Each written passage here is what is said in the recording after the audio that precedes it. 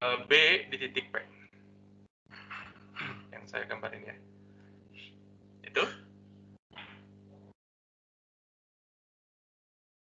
Nomor 5.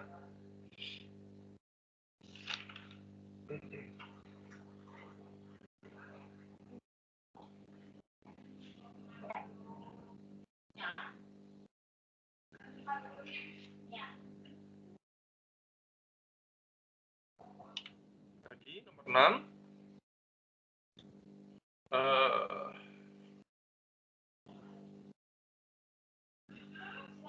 Ya, jadi ini ada kawat lagi, ini harusnya masuk, besarnya 2 ampere.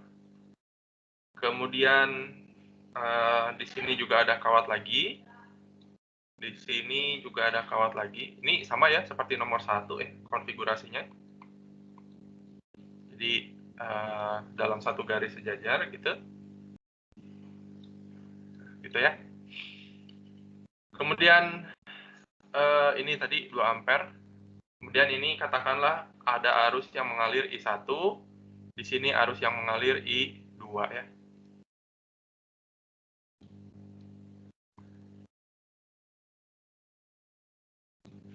Gitu. Pertanyaannya adalah berapa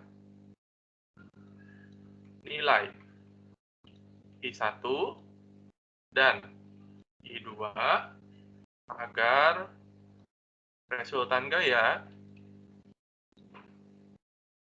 pada ketiga kawat 0. Ketiga kawat lainnya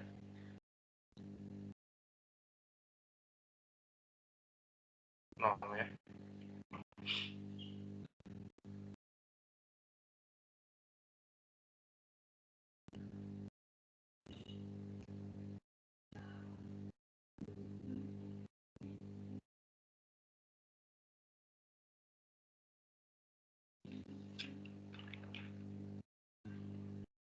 Oke, coba itu dulu. Silakan. Ada pertanyaan?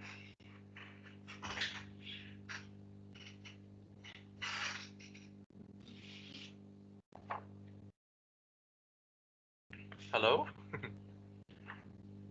Sudah absen?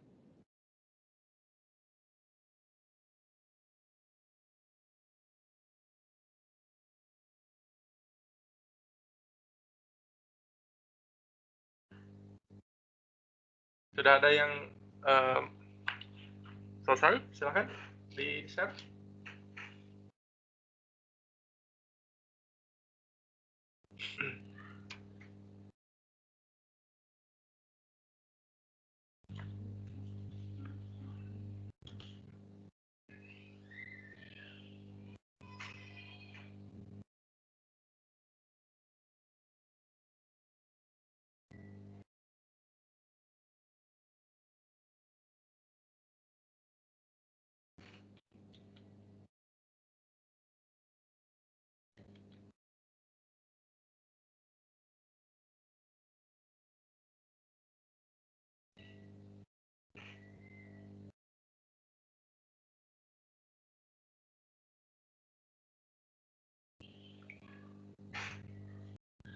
Aufa udah selesai, Aufa?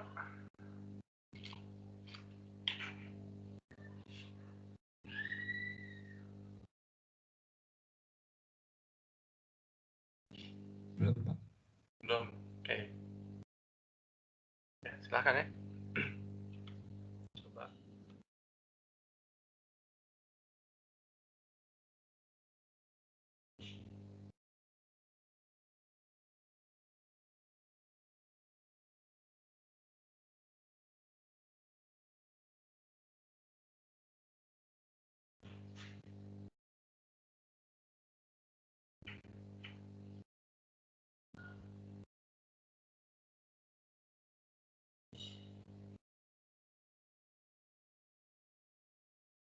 Yuk, yang udah selesai, silakan nomor mana saja ya.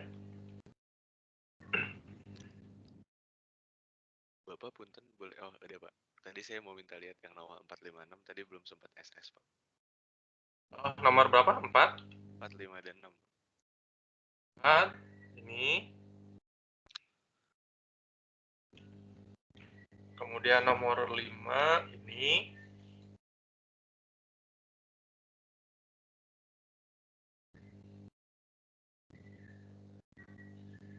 Ya, nomor 6 ini ya.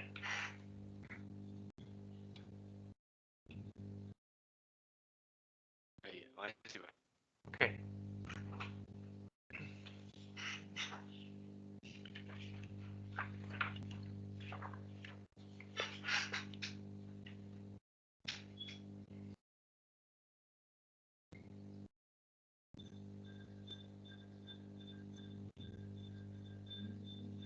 Silakan kalau ada yang masih bingung terkait dengan materinya, boleh ya. Kita selesaikan kebingungannya di pertemuan ini. Karena pertemuan selanjutnya kita beda bab lagi. Silakan kalau ada yang masih belum dipahami.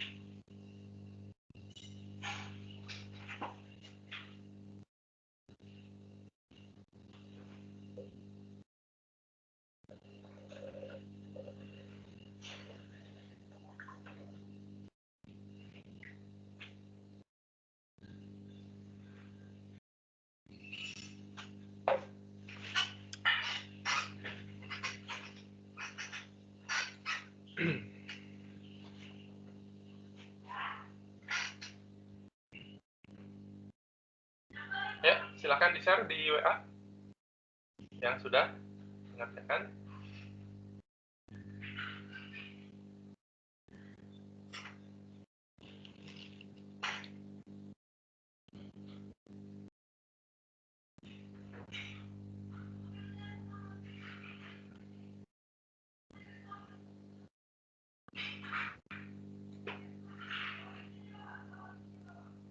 Ya, tanggal 22 sampai 24 ini dosen-dosen sudah akan divaksin ya. Jadi seluruh dosen, kemudian karyawan-karyawan di ITB sudah akan melakukan vaksinasi. Ya, jadi mudah-mudahan saja ya waktu dekat ini kita bisa masuk ya ke kampus. Ini berita baik baru disampaikan tadi pagi. Nggak tahu ya, mungkin Anda masih nanti ya kalau mahasiswa mungkin setelah semua pegawai baru mahasiswa. Tapi itu juga prosesnya saya kira tidak akan cepat ya karena banyak sekali mungkin yang harus didata kemudian divaksinasi.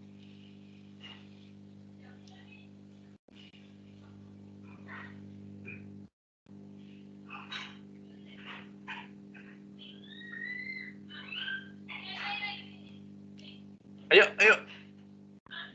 Izin bertanya. Mangga. Ini satuannya Tesla ya, Bu? Atau yang satu? Apa nih satuannya? B, Ya, beda dalam makna. Tesla. Oh baik Pak, terima kasih Pak. Ya, atau kalau Anda malas menghitung juga nggak apa-apa ya, masih dalam variabel juga silahkan. Masih dalam variabel boleh kan?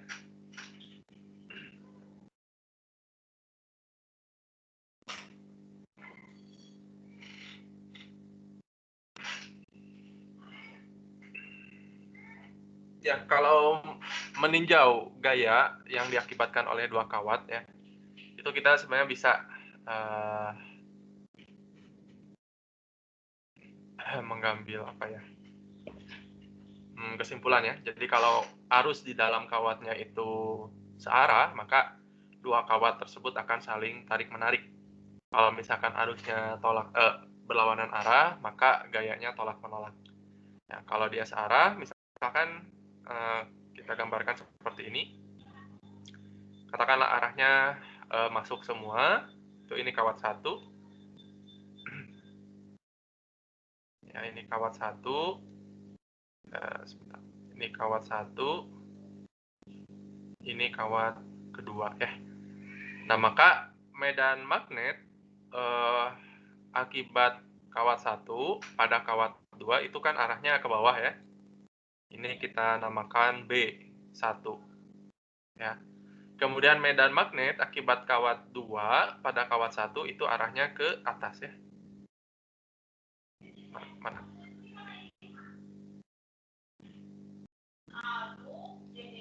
Arahnya ke atas. Kemudian gayanya IL cross B. L-nya itu berarti masuk kertas, cross B berarti untuk kawat 1 arahnya itu ke kiri. F-nya. Ini F1. Ya, F1. Kemudian untuk pada kawat kedua, L-nya masuk, B-nya ke bawah, berarti IL cross B, F-nya itu ke kiri ya. Ini F. Ini untuk arah arus sama, maka F-nya saling tarik-menarik ya. Kalau berbeda, kita coba. Misalkan seperti ini ya. Ini kawat 1, ini kawat kedua. Ya, medan magnet akibat kawat 1 pada kawat 2 itu kan ke bawah ya. Ini B1, sedangkan medan magnet pada kawat 1 akibat kawat 2 itu arahnya ke bawah juga ya. Ini B2. Nah, maka pada kawat 1 IL cross B, L-nya masuk, B-nya ke bawah. Maka gayanya itu ke sini ya. Ini F1. Pada kawat 2, L-nya itu keluar dari layar, crosskan dengan B, maka arahnya itu ke sini. Jadi ini F2. Jadi kesimpulannya arah arus berlawanan, maka F-nya itu saling tolak-menolak ya.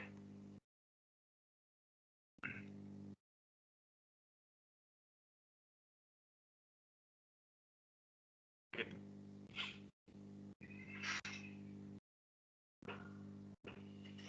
Silahkan. Ada yang sudah?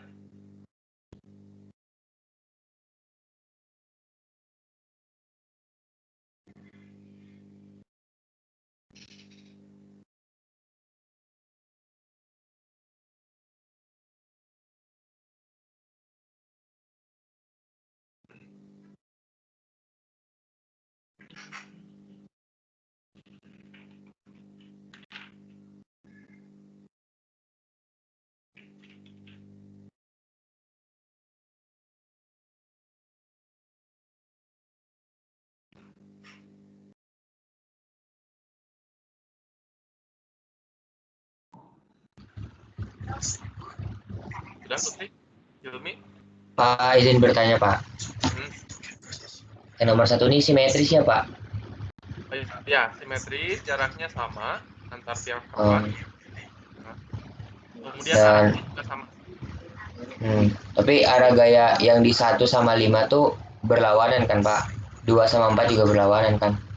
Oh, saya belum lihat. Oke. Mau coba Hilmi yang ini? Iya, Pak, tapi nggak saya turunin, Pak. Saya itu aja, saya tulis ininya aja, rumusnya aja, Pak. Oke, sok di share di WA. Oke. Ya, jadi pada gambar di samping 5 penghantar tersusun secara paralel pada bidang XY, dipisahkan oleh jaraknya 8 cm, panjangnya 10 meter, pada masing-masing penghantar mengalir arus sebesar 3 ampere ya.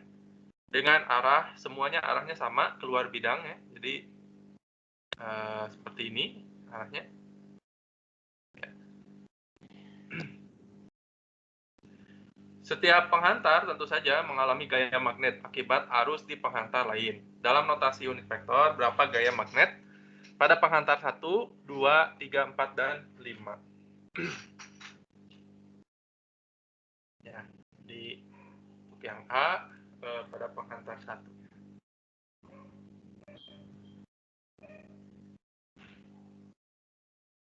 Oke, sudah di-share. Silakan. Kita buka dulu.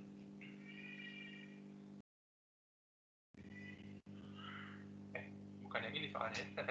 Oh, ini Mbak. Oke, kita tunggu yang Hilmi. Silakan Hilmi, bisa. Untuk A ini F pada penghantar 1.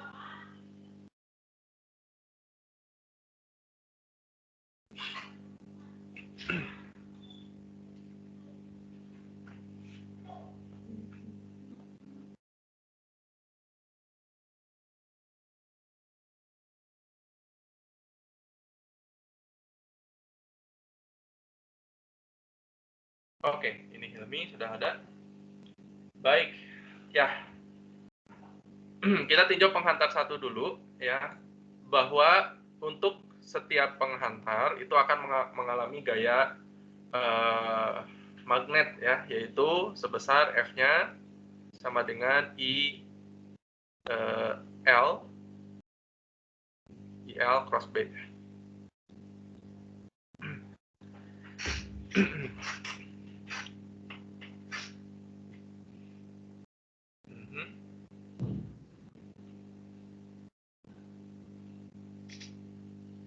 Oke, ya. Atau ini juga kita bisa tuliskan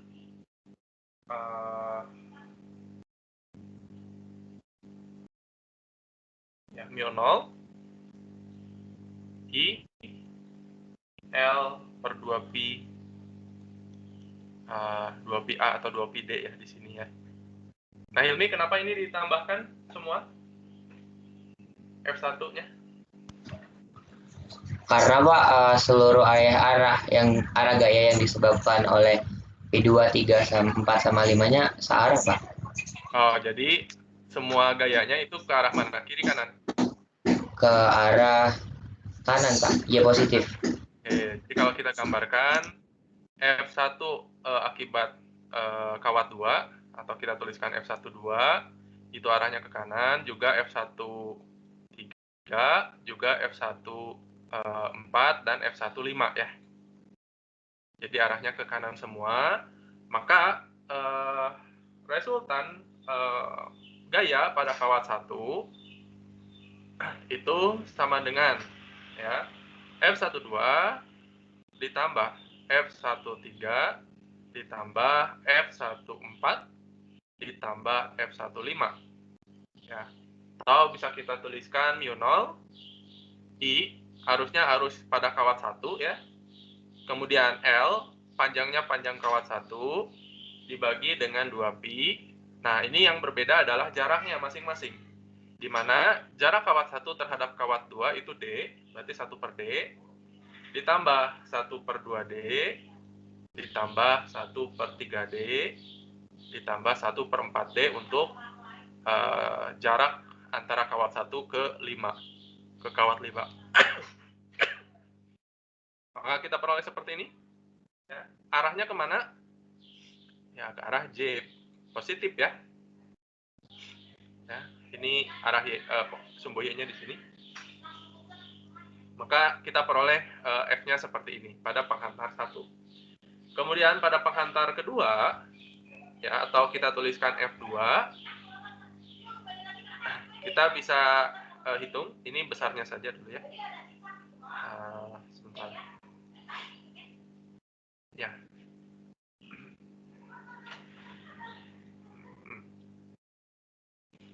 Pada penghantar kedua di sini, dia akan mengalami gaya yang arahnya ke kanan dan ke kiri. Ya. Yang ke kiri itu dialami oleh kawat 2 akibat kawat 1. Sedangkan yang ke kanan ini dialami oleh kawat 2 akibat kawat 3, 4, dan 5. Ya, maka F2 itu kita bisa tuliskan mu 0 I1 per L kali L1 per 2pi dikalikan dengan yang ke arah kiri minus 1 per D. Kemudian yang ke arah kanan ini yang dari kawat ketiga ditambah 1 per D ditambah 1 per 2D untuk yang kawat 4 ditambah 1 per 3D untuk yang kawat 5. Maka kita peroleh mu 0 I1 L1 per 2pi ya, kali 1 per 2D ditambah 1 per 3D. Ya. Itu untuk kawat kedua. Ya. Untuk kawat ketiga, ini resultan gayanya 0 ya, karena dia di tengah-tengah. Artinya dia mendapatkan gaya ke kiri dan ke kanan dengan besar yang sama. Ya. Yang ke kanan akibat kawat 4 dan 5, yang ke kiri akibat kawat 1 dan 2. Jadi resultannya 0. Yang terakhir gimana Hilmi? Pada pengantar 5? Oh, yang pada pengantar 5, Pak. Nah, Kalau pada D dulu pengantar 4. Kalau pengantar 4 itu kan dia simetris sama F2 ya, Pak ya. Jadi nilainya sama, tapi arahnya ke arah minus J. Jadi bisa kita tuliskan F4 itu sama dengan minus F2, gitu? Betul, Pak. Betul, Pak. Jadi besarnya sama, tapi arahnya terbalik. Untuk yang E? Yang E itu F5 simetris sama F1, tapi arahnya berlawanan. Jadi minus F1, Pak. Minus F1 gitu ya. Baik, seperti itu. Ya, terima kasih, Hilmi. Ada pertanyaan, enggak?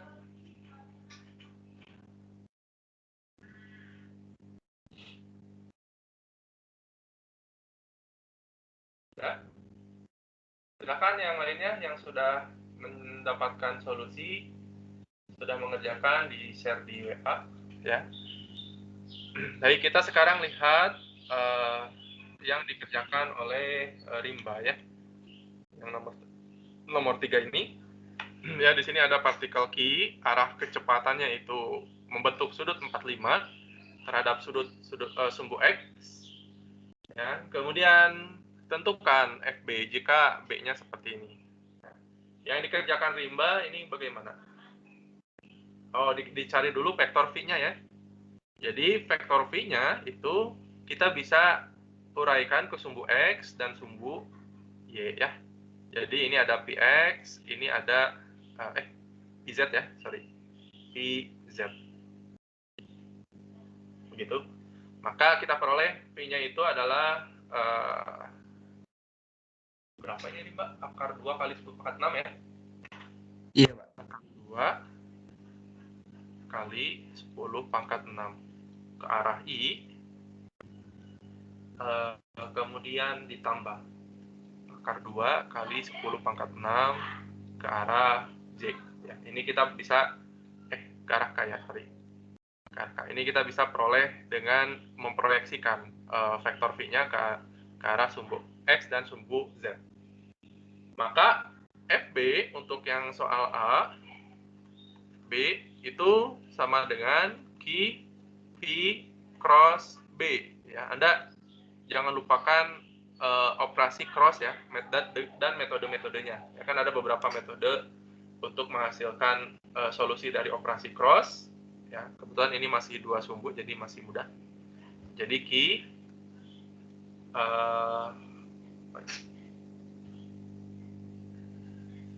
ya, kita crosskan ya.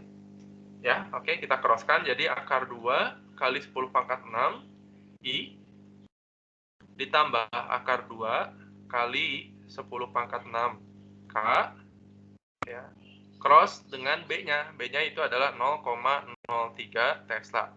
Arahnya K. Ya. K cross K itu hasilnya 0, tinggal bersisa I cross K. Ya. Maka kita peroleh Q-nya kita masukkan minus 0,25 mikrokolom. Kemudian I cross K itu minus J ya, berarti akar 2 kali 10 pangkat 6 kali 0,03 Tesla. Kemudian kali minus C. Sampai sini Anda sudah peroleh gayanya dalam bentuk vektor, yaitu yang sudah dihitung oleh Rimba 1,06 kali 10 pangkat minus 2. Arahnya J, ya, Newton. Gitu ya. Kemudian jika FB-nya 4000 Joule, 4000 Joule, 4000 Newton ya, ini harusnya 4000 Newton ke arah J, tentukan arah medan magnetnya. Ya, jika besar medan magnetnya 0,03. Ini arahnya dicari dalam bentuk theta ya, sudut ya, di mana FB tadi itu adalah Q V cross B, atau kita bisa juga tuliskan ya, kalau ingin mencari dalam bentuk besarnya, yaitu Q seperti ini ya, VB sin theta ya. Nah, kebetulan ini sudah diketahui tadi FB-nya 4 kali 10 pangkat 3 Newton sama dengan minus 0,25 mikrocoulomb ya, dikalikan V-nya 2 kali 10 pangkat 6 meter per second ya, kemudian dikali B-nya 0,03 Tesla dikalikan sin theta ya. Nah, dari sini kita bisa peroleh theta, di mana tetanya itu adalah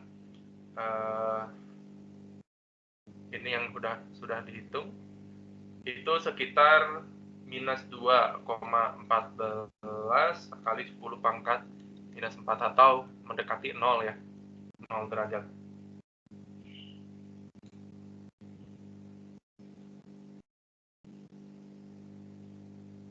Gitu.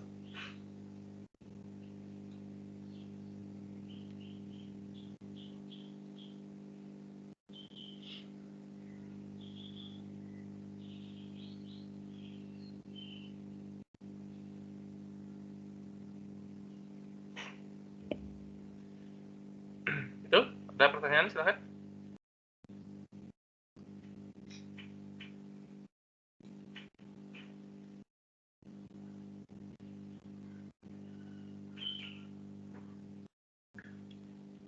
Ada lagi yang sudah selesai?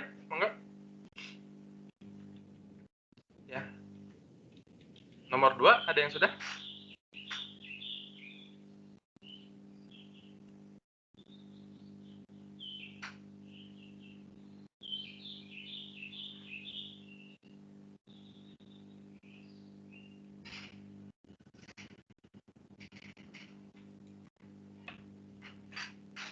Ada yang mau nyoba nomor 2? Silakan.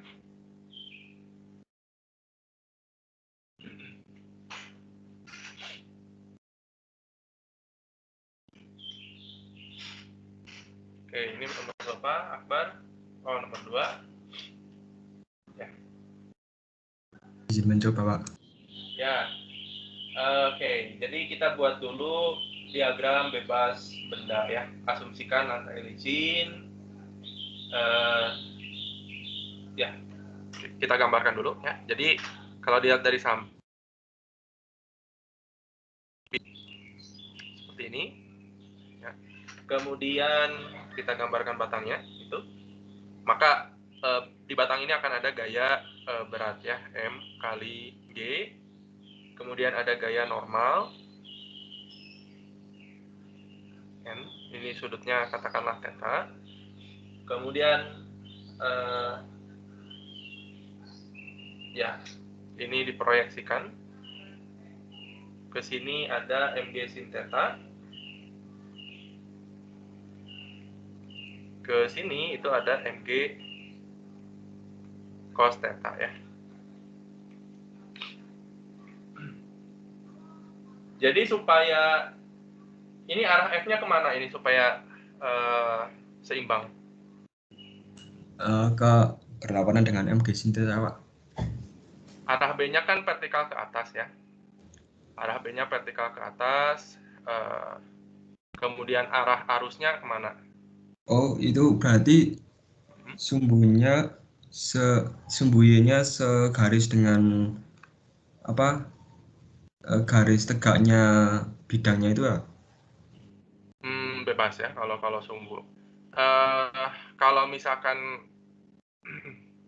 kita lihat di sini ya, jadi B-nya itu kan ke sana. Ya. Kemudian ini katakanlah kawatnya gitu, ya. Maka supaya dia seimbang, kira-kira F-nya itu harus ke sini kan? Iya, Pak. Nah, maka kalau F-nya ingin ke arah sini, ya ke sini F-nya, FB-nya, ya. Ini Dipres- arah arusnya kemana? diproyeksikan melawan MG sin theta ya, Pak? Ke arah arusnya Oh, arus arusnya masuk, Pak. masuk. Oke. Ya, arah arusnya masuk seperti ini ya. Jadi ini I-nya. Jadi kalau masuk berarti kalau digambar sini berarti arah I-nya ke sana ya. Tuh.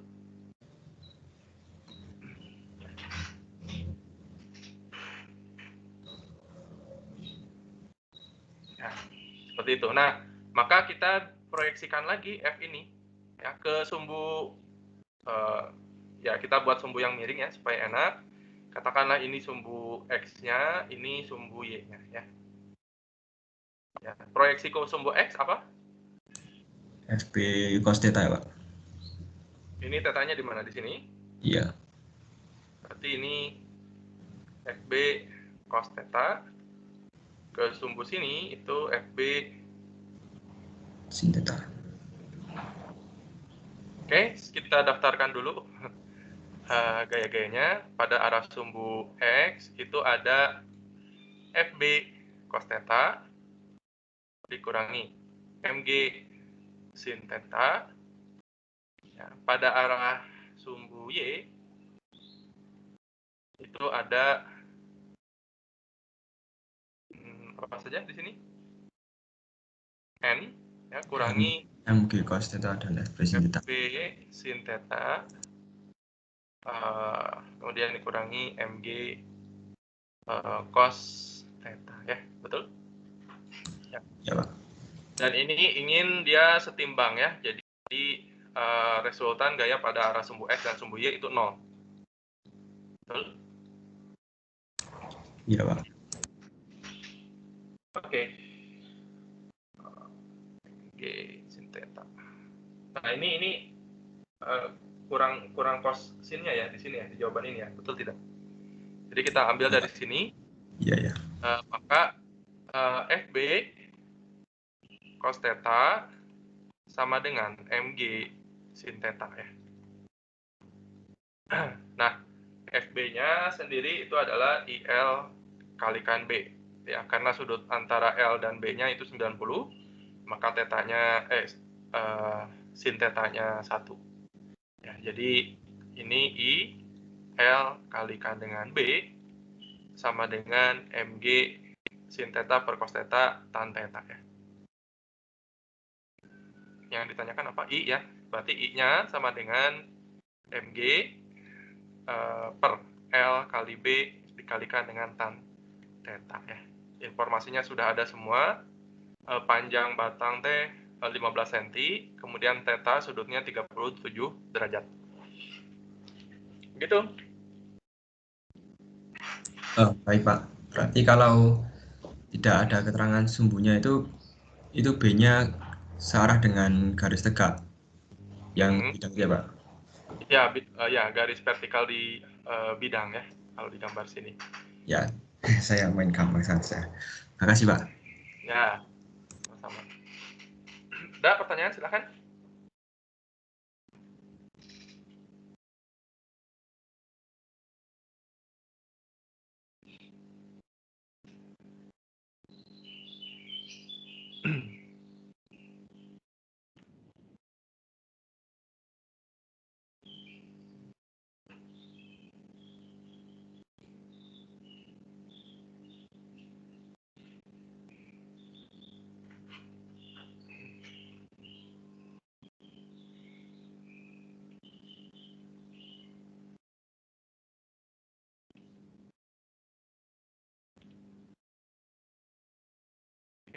Nomor 4 ada yang sudah, silakan. Oke, Hilmi ya, nomor berapa Hilmi? Oh, nomor 5 ya. Pak Dian mau nanya yang nomor 4, Pak. Silakan. Itu panjang sisinya nggak diketahui ya, Pak? Atau gimana? Atau soalnya kurang, Pak? Panjang sisi mana? Oh, arusnya. ini? Iya. Ya, katakanlah A sama dengan 10 cm ya. Ini juga A, ini juga A, ini juga A. Oke. Terima kasih, Pak. Sudah, Kafida? Yang ini? Belum, Pak. Saya belum ngitung, Pak. Oke, nanti di-share ya. Ada lagi? Silakan. Oke, kita lihat soal yang ini. Ya, jadi ada dua kawat berbeda arah ya. Maka tentukan medan magnet di titik P. Pertama, kita tentukan dulu arah dari medan magnet di titik P ini ya. Untuk kawat pertama, yang mana kawat pertama? Kita namain ini kawat pertama, ini kawat kedua, ya. Kawat pertama arahnya ke atas, ya. Maka medan magnet oleh kawat pertama di titik P itu arahnya ke dalam, ke sini ya. Ini katakanlah B oleh kawat 1. B oleh kawat kedua arahnya kemana? Sumbu Z negatif, Pak.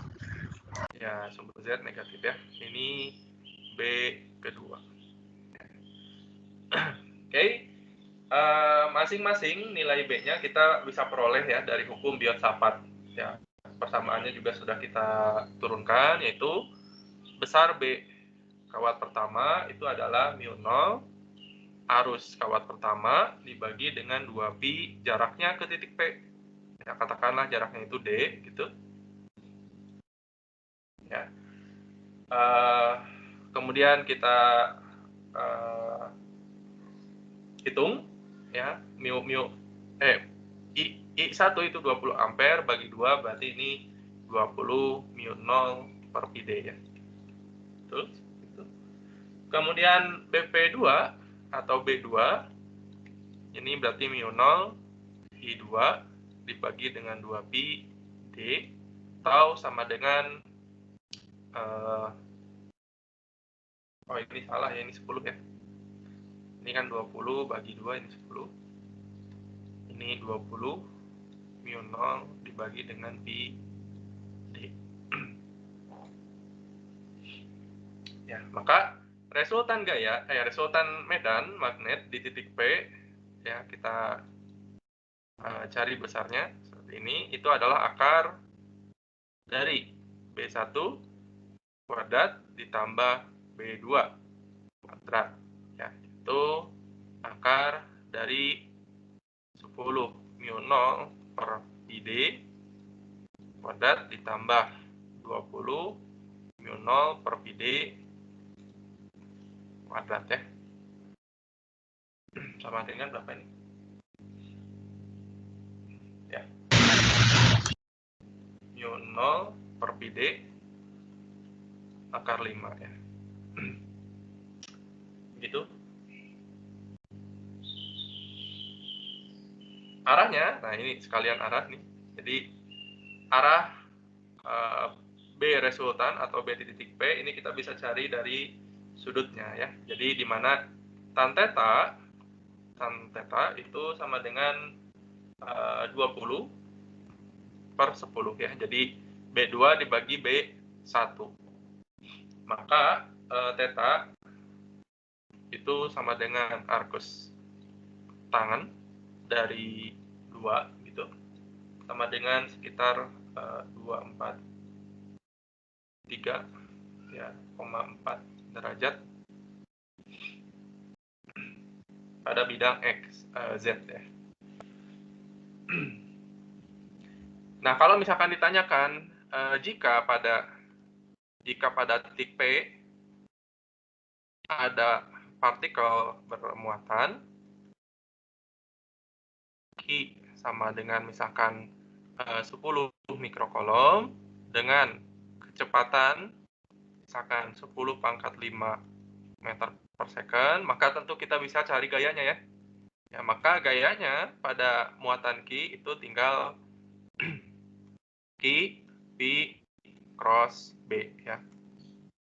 Vektor B-nya kita bisa ketahui ya dari persamaan di atas ini dan sudutnya ini. Nanti kita bisa peroleh berapa resultan vektor B pada sumbu X dan berapa resultannya pada sumbu Y.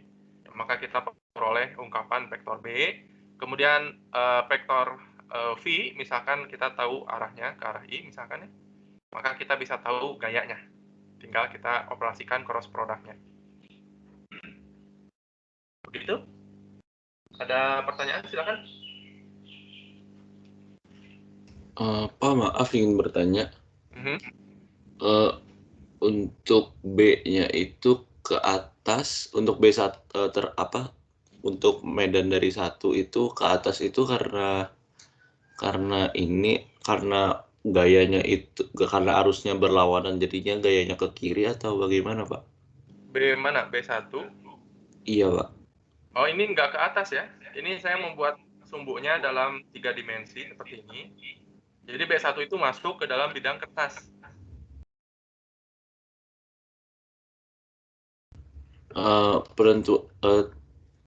Karena I-nya itu ke atas kan bisa keluar juga, Pak, B-nya? Keluar kalau titiknya di sini. Jadi kalau P-nya di sini, maka B-nya itu adalah keluar. Ini B oleh kawat pertama. Begitupun B oleh kawat kedua yang ini kan ke bawah ya. Tapi kalau titiknya di sini, B-nya itu ke atas. Kenapa seperti itu? Karena B itu sifatnya melingkar di sekitar kawat. Jadi kalau kita gambarkan lengkapnya, itu saya bisa gambarkan lingkaran di kawat kedua ya misalkan ya. Seperti ini.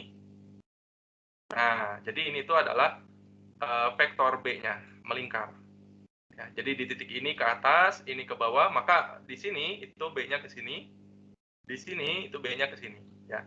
Jadi memang bergantung titik mana yang akan kita tinjau, maka B-nya itu berbeda-beda arahnya. Tidak konstan ke satu sumbu misalkan ya. Kadang dia ke sumbu X, kadang ke sumbu Y. Itu karena sifat B-nya di sekitar kawat lurus itu melingkar. Nah, untuk kasus ini kita hanya tinjau B-nya di titik P. P itu di sini. Ya, maka pada titik P medan oleh kawat kedua itu ketika arahnya ke bawah. Sedangkan medan oleh kawat pertama ketika arahnya masuk ke dalam bidang monitor ya. Gitu. Oh iya Pak, baik Pak, mengerti Pak. Tadi saya salah aturan tangan kanan. Oke, makasih Pak. Ada lagi silakan.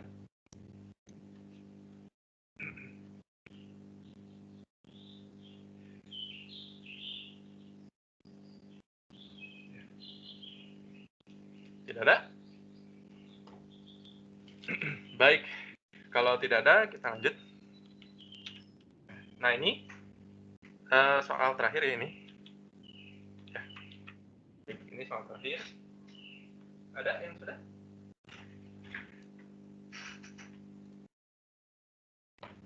Berapa nilai I1 dan I2 agar resultan gaya pada ketiga kawat lainnya 0? Nah, pertama tentukan dulu arah I1 dan I2 itu kemana arahnya?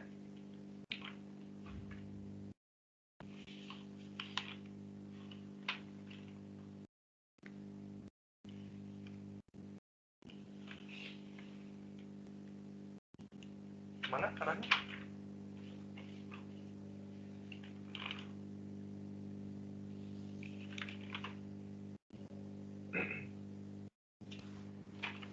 Keluar ya Pak. Keluar. Sini. Ya. Oke.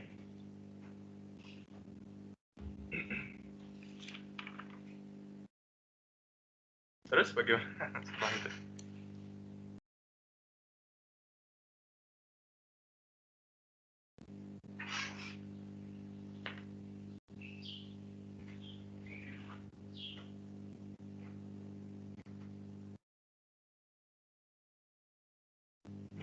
ini jaraknya sama ya. Jadi jaraknya D gitu.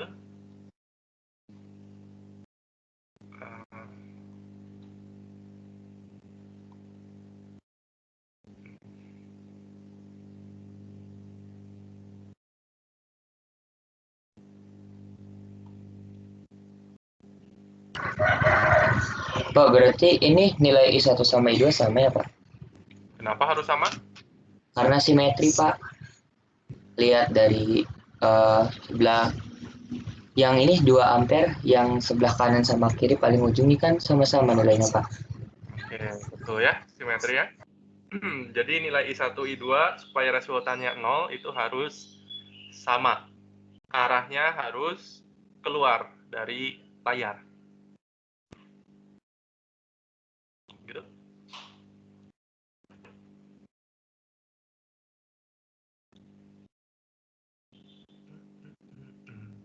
Ya, kalau kita tinjau dari B-nya, ya, misalkan pada kawat kedua, kawat apa nih? Kita namain saja dulu ya. Ini kawat 1, ini kawat kedua, ini kawat ketiga, ini kawat keempat, ini kawat kelima, ya. Pada kawat pertama, B oleh kawat kedua itu arahnya kemana? Ini masuk, ya, maka B-nya itu ke atas ya. Ini adalah B pada kawat 1 akibat kawat. Oke. Kita tuliskan B akibat kawat kedua ya. Kemudian oleh kawat keempat, arah B-nya juga ke atas, B4. Ya.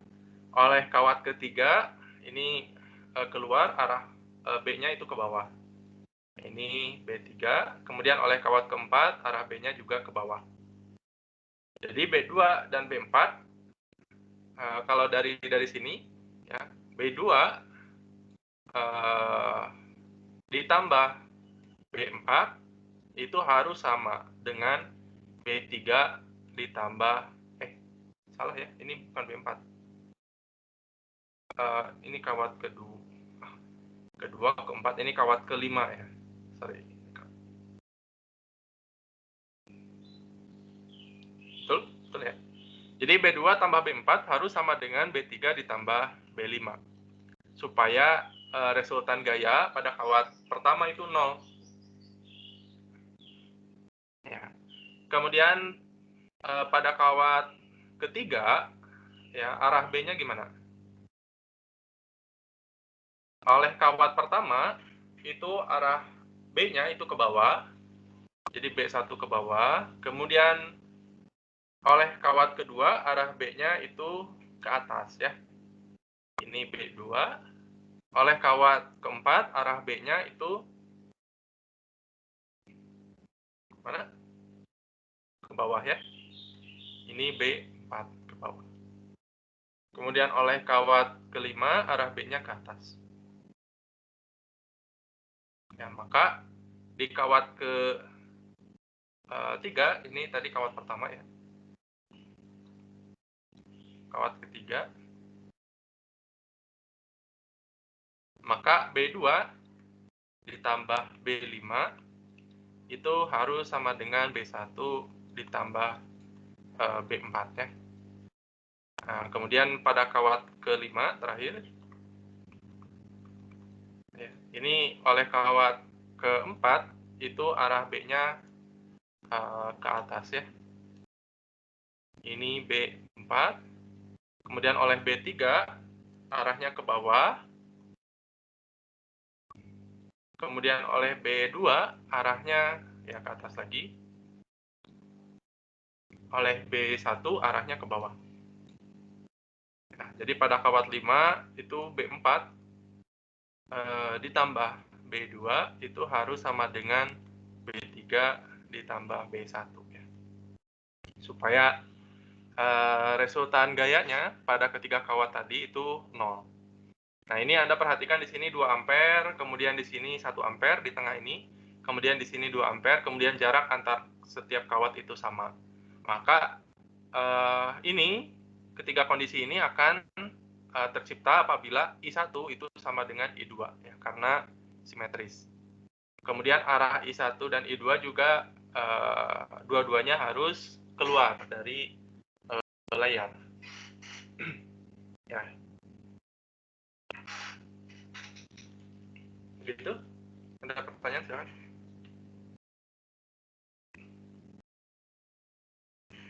Baik, yang terakhir ini oleh Rafael ya. Tentukan B di titik P. Ya, B di titik P kita gambarkan dulu arah arah B oleh masing-masing kawat ya. Katakanlah ini kawat 1, kawat 2, kawat 3, kawat 4 ya, sesuai dengan arusnya. Jadi ini kawat 1, kawat 2, kawat 3, kawat 4. Gitu. 1,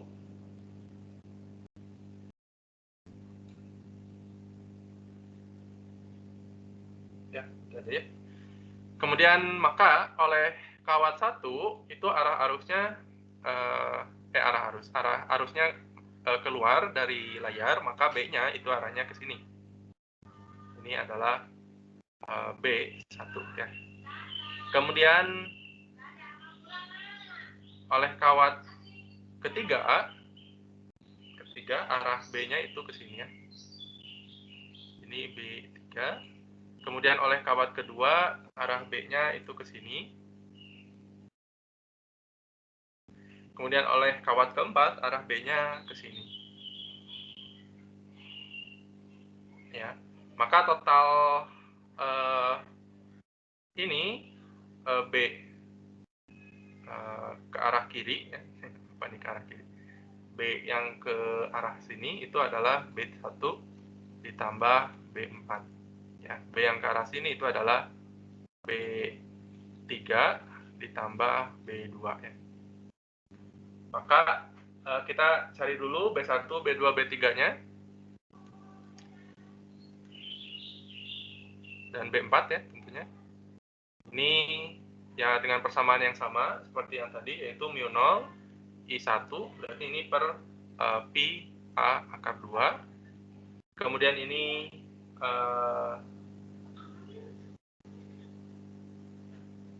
ya ini apa nih, 2 apa nih? Ya.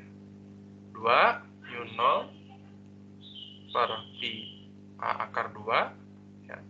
Kemudian yang ini itu mu 0 per ini cukup sebentar, ini B3 ya, mu 0 per pi A pangkat 2 akar 2. Yang B4 itu adalah mu 0 3 per pi A akar 2 ya. Ya, selanjutnya Anda bisa ya lakukan ya untuk mencari resultannya. Berarti resultannya itu adalah resultan di titik BP itu sama dengan akar, ini kita katakan B14 ya, ini B23 ya, maka resultannya itu adalah akar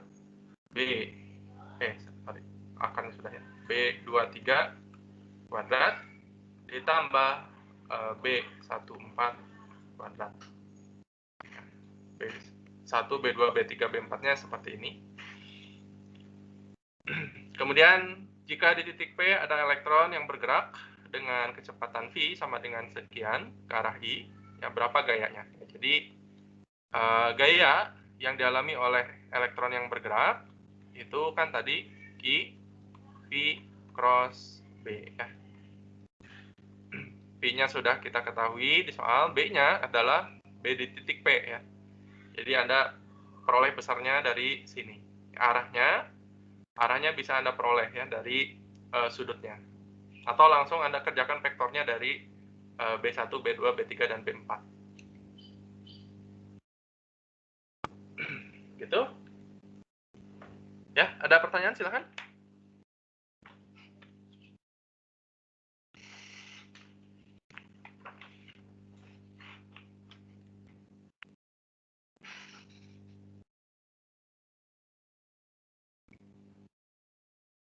Oke, kalau tidak ada, kita istirahat dulu ya, 5 sampai 10 menit. Setelah itu kita coba lanjutkan materinya ya sampai selesai. Silahkan istirahat dulu. Pak, maaf, tadi key-nya itu elektron ya? Iya, key-nya itu berarti ini muatan elektron ya. Key-nya ini Oh, oke. muatan elektron. Oke, baik, Pak. Terima kasih, Pak. Ya, baik.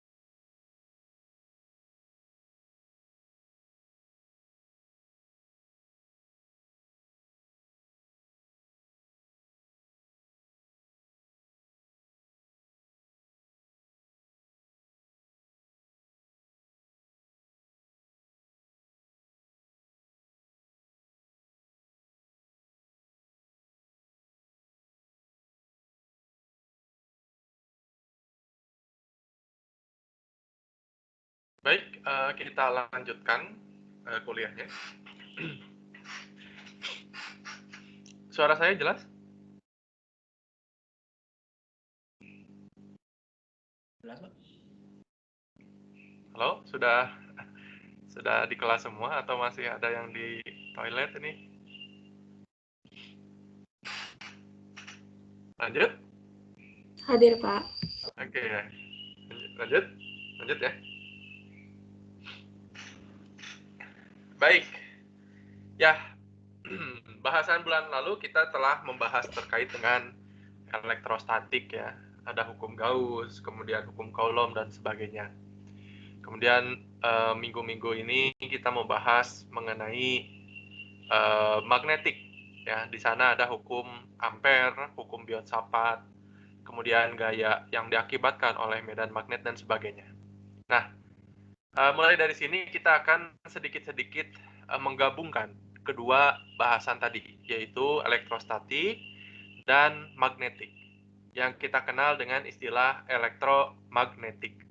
Ya, jadi elektro itu berkenaan dengan sifat kelistrikannya, dan magnetik itu tentu saja berkenaan dengan sifat magnetiknya. Jadi bahasan ini disebut elektromagnetik. Nah, pertama kita akan menjelaskan terkait dengan induksi elektromagnetik ya. Anda kenal dengan istilah induksi ya. Jadi kalau di dalam bahasan muatan elektrostatik itu dikenal dengan istilah muatan induksi. Ya, muatan induksi itu artinya apa? Itu artinya muatan yang muncul akibat pengaruh atau induksi dari hal lain. Ya. Hal lain ini saya umumkan ya, karena induksi itu bukan hanya di elektrostatik, tetapi juga ada di dalam elektromagnetik. Jadi kalau dalam elektrostatik, induksi muatan itu diakibatkan oleh medan listrik yang diakibatkan dari luar terhadap benda. Ya. Terkait dengan induksi elektromagnetik, kita kenal hukum Faraday dan Lenz. Nah, sebelumnya kita sudah memahami bahwa arus listrik itu bisa menghasilkan medan magnet. Betul? Ini dijelaskan oleh siapa? Arus listrik bisa menghasilkan medan magnet? Siapa?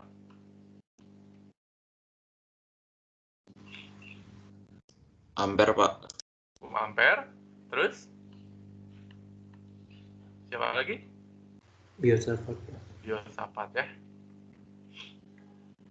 Ya. Jadi misalnya kawat berarus, dia menghasilkan medan magnet di sekitar kawat. Tetapi apakah proses ini bisa kita balik? Ya, ingat ya, dalam di alam itu biasanya saling berpasang-pasangan ya. Jadi ada muatan positif, ada muatan negatif, ada kutub utara, kutub selatan, ya. Semuanya berpasang-pasangan ya. Laki-laki, perempuan dan sebagainya. Nah, jadi kalau bisa kita membuat medan magnet dari arus listrik, maka seharusnya kita bisa buat sebaliknya. Kita bisa buat arus listrik dari medan magnet. Anda pernah lihat aplikasinya yang seperti ini? Apa contohnya?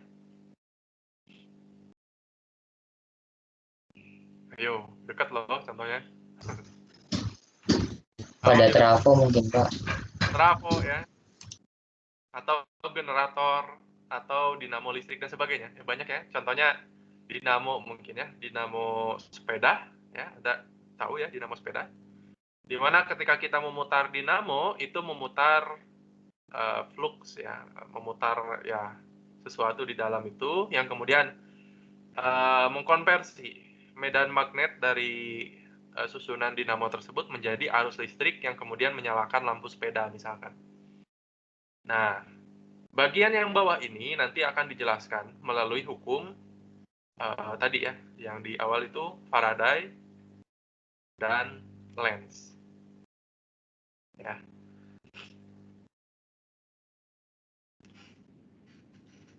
Nah, contoh tadi, misalkan ketika kita bereksperimen ya dengan suatu lilitan, atau selenoida seperti ini ya.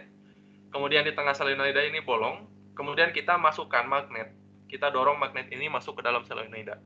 Maka ternyata ada arus yang mengalir yang ditunjukkan oleh ampermeter ini. Ya. Jadi ada arus yang mengalir melalui ampermeter. Kemudian kalau magnetnya didiamkan, maka arus yang mengalir tersebut berhenti. Tidak ada lagi arusnya. Kemudian kalau kita tarik magnetnya keluar, arus mengalir tapi arahnya berlawanan.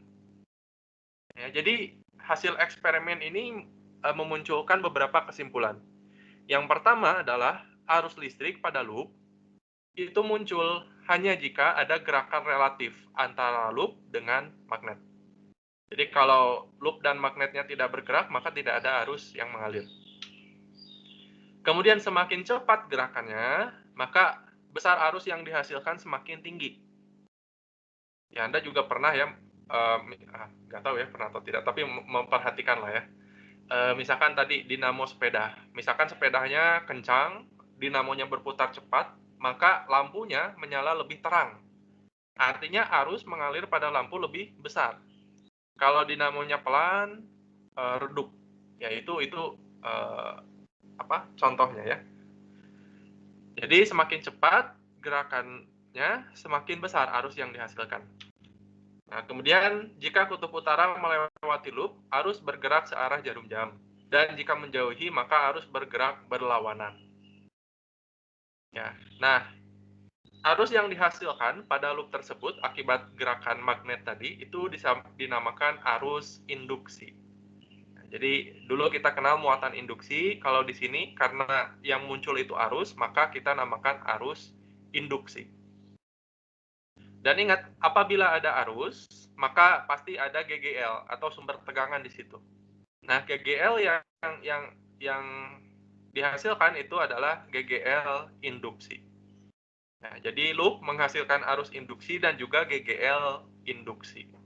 Jadi belakangnya ada kata induksinya karena memang diciptakan oleh suatu hal dari luar gitu ya, bukan dia memiliki sumber sendiri, tetapi diciptakan dari suatu proses eksternal gitu. Kemudian GGL induksi itu juga merupakan beda potensial yang timbul pada kedua ujung kumparan tersebut.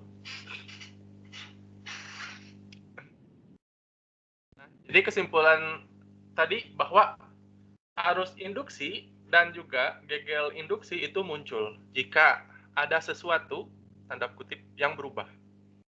Nah, kemudian ini peneliti zaman dulu ya, mencari apa ini sesuatunya ya. Tentu saja eksperimennya tidak sederhana seperti tadi ya, lebih advance lagi eksperimennya untuk kemudian mencari apa yang berubah ini sehingga memunculkan arus induksi dan GGL induksi. Nah, ternyata kesimpulannya sesuatu yang berubah ini adalah flux magnetik. Nah, jadi flux magnetik ini kita definisikan sebagai parameter atau kuantitas baru. Nah, pada bab sebelumnya sudah kita pelajari tentang flux listrik, yaitu flux listrik sama dengan integral E.dA. Ya.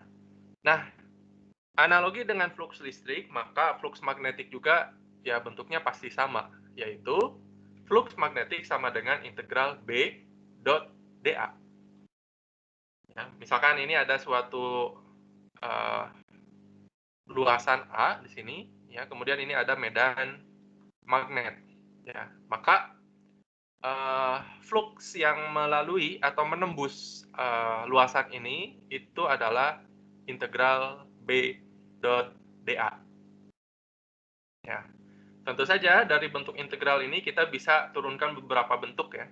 Pertama, jika sudut antara vektor B dan dA adalah konstan, ya, konstan gitu. Misalkan sudutnya konstan theta, maka integral dot ini kita bisa rubah ke dalam integral BdA cos theta. Nah, kembali karena tetanya konstan. Kemudian jika medan magnet konstan, maka B-nya bisa keluar dari integral, sehingga bentuk di atas ini bisa kita rubah jadi B integral dA cos theta. Ya. Kemudian jika sudut tetanya konstan, ini konstan berarti bisa keluar ya dari integral, maka B cos theta integral dA. Dan integral dA ini itu adalah luas total dari permukaannya ini. Ya, jadi B cos theta dikalikan dengan A. Atau kalau sudut tetanya konstan, kita bisa tuliskan flux itu adalah B dot A. Dengan A ini adalah vektor permukaan yang arahnya normal dari bidang permukaan. Ya, jadi kalau di gambar ini misalkan kita ninjau segmen permukaan yang di sini, ya, maka vektor permukaannya itu normalnya ya, tegak lurusnya, itu arahnya ke sini, yang merah ini DA-nya. Kemudian vektor B-nya yang biru ini.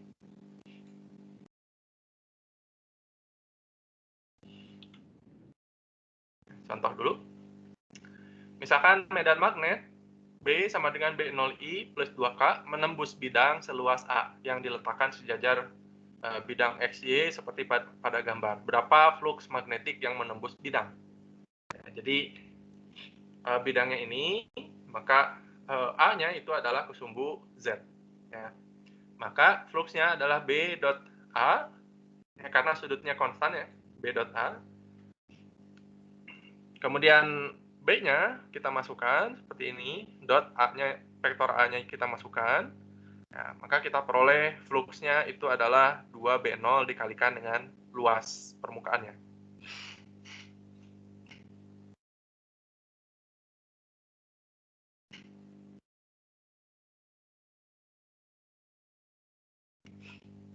Itu.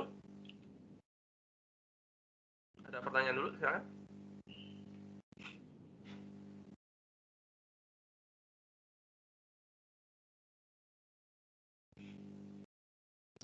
Maaf, izin bertanya. Ya. Itu jadinya itu cost-nya itu di cost tetanya itu jadi tidak dioperasikan lagi Pak, jadi langsung B dot A saja. Ya, karena kita operasikan dalam bentuk vektor. Ya, jadi kita perhatikan di sini kita masukkan vektornya, kita dotkan dengan vektor lagi. Ya, dan artinya kita operasikan vektor dengan vektor. Kalau misalkan ingin cos-nya, berarti flux sama dengan BA cos theta. Ya, BA di sini apa? Ini besar vektor B. Ya. Ini besar vektor A. Ya, theta adalah sudut antara B dan A. Jadi kalau misalkan mencari menggunakan persamaan yang ini, bisa saja. Tetapi Anda harus mencari dulu besar vektor B ini. Ya, jadi akar 1 kuadrat ditambah 2 kuadrat kali B0. Ya, sedangkan besar vektor A, ya A. Ya, kemudian Anda kalikan, kemudian cos theta. Theta-nya adalah sudut antara B dan A. Anda juga harus cari. Begitu. Oke, baik Pak. Terima kasih Pak. Ya, ada lagi silakan.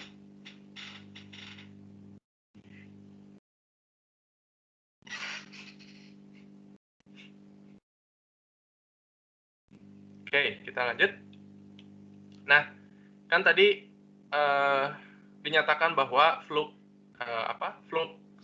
perubahan flux magnetik itu menghasilkan arus induksi dan GGL induksi. Yang ini kemudian dijelaskan dalam hukum Faraday, di mana flux itu tadi integral B dot dA, dan hukum Faraday itu arus dan GGL induksi dihasilkan pada loop kawat ketika jumlah garis-garis gaya magnet, di mana kita tahu bahwa garis-garis gaya magnet yang melewati loop atau kita kenal dengan flux itu berubah terhadap waktu. Nah, maka GGL itu muncul kalau misalkan fluxnya berubah. Kalau fluxnya konstan, maka tidak ada muncul GGL.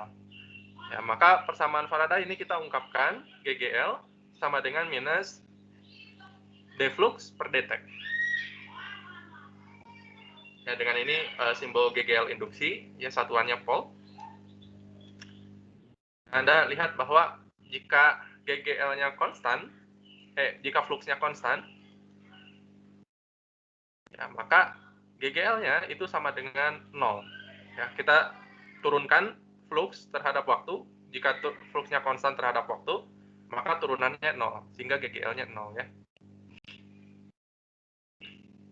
Jadi ini adalah hukum Faraday.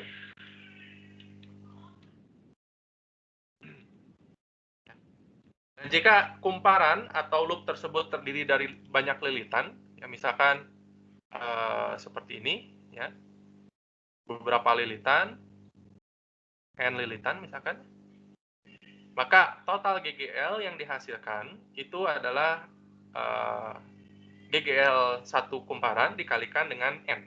Dengan n ini adalah jumlah lilitan. Ya.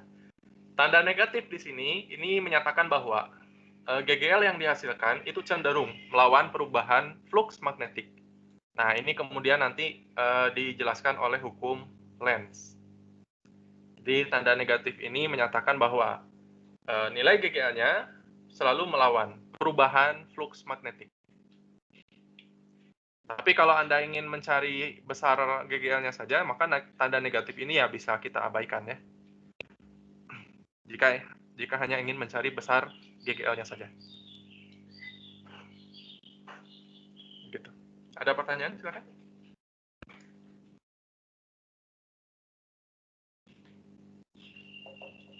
Oke, nah sekarang arah GGL-nya tadi dinyatakan oleh hukum Lenz, di mana hukum Lenz itu arah arus induksi dalam suatu kumparan adalah sedemikian rupa, sehingga arahnya itu melawan medan magnet yang dihasilkan oleh arus tersebut. Mana ini? Arah arus induksi dalam suatu kumparan adalah sedemikian rupa sehingga medan magnet yang dihasilkan arus tersebut melawan perubahan flux penyebabnya. Ini bisa diserap nggak kalimatnya? Terlalu ini. Ya kita baca lagi. Hukum Lenz itu arah arus induksi dalam suatu kumparan adalah sedemikian rupa sehingga medan magnet yang dihasilkan arus tersebut melawan perubahan flux penyebabnya. Sudah bisa diserap kalimatnya?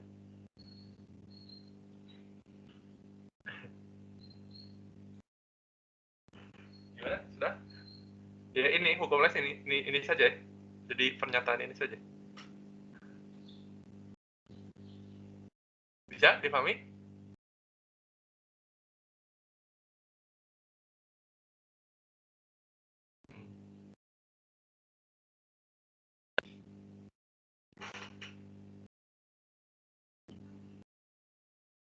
Ada pertanyaan? Silakan.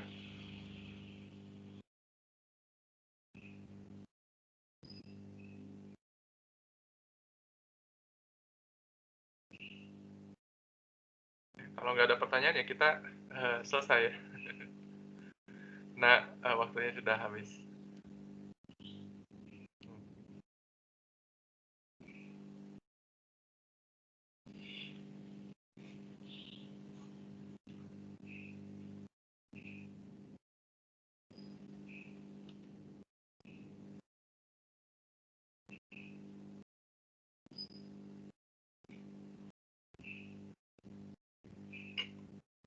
Baik, kalau tidak ada pertanyaan, ya kita checkpoint sampai sini dulu. Nanti kita lanjutkan ya. Baik, saya tutup saja ini ya. Terima kasih atas partisipasinya. Assalamualaikum warahmatullahi wabarakatuh. Waalaikumsalam. Waalaikumsalam. Terima kasih, Pak. Ya. Terima kasih, Pak. Terima kasih, Pak. Terima kasih, Pak. Terima kasih, Pak. Terima kasih, Pak.